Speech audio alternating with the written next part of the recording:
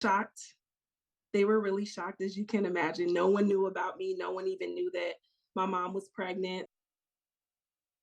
Mystery solved. It took nearly 30 years, but a woman who was left on a Jacksonville doorstep just hours after she was born says she finally knows who her birth parents are. Tonight, a follow-up to a First Coast News investigation.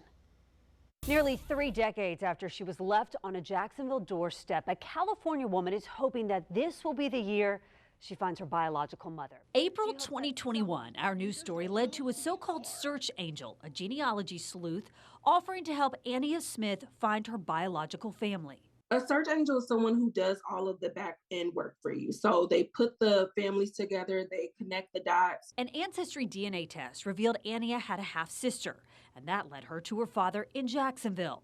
Their first phone call, she says, included an apology she had waited so long to hear. I appreciated that moment of just him telling me he was truly and deeply sorry and just explaining his mindset, his thought process in the time.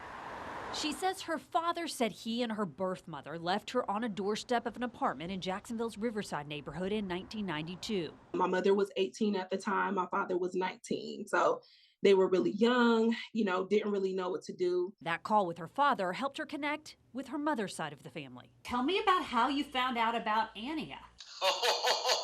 It was more like Aniya found out about us. Charles Thompson couldn't believe it when he first heard Aniya might be his relative. Uncle Butch, as she now calls him, offered to take a DNA test. Piece by piece, I put the puzzle together. He and his brother say they have no doubt Aniya is their blood relative. Her DNA did match up with my nephew, and I don't think her DNA lied. It was like, wow.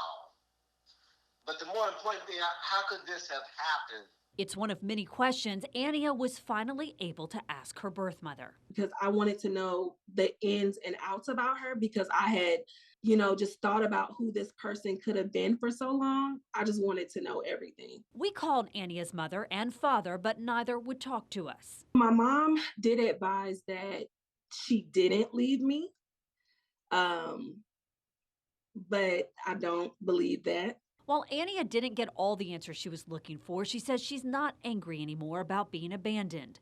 She was adopted and raised by a loving family who has supported her finding her birth parents and the 4 brothers and sisters she never knew she had. I also want a deep relationship with my siblings. A relationship she's building with her newly found relatives. Her great uncle, Tony Thompson, organized a family call to welcome her. It was important that she knew that she had a family that loved her. She's looking forward to the day when she and her son Zion can meet them all in person. I plan on giving her a 30-year hug.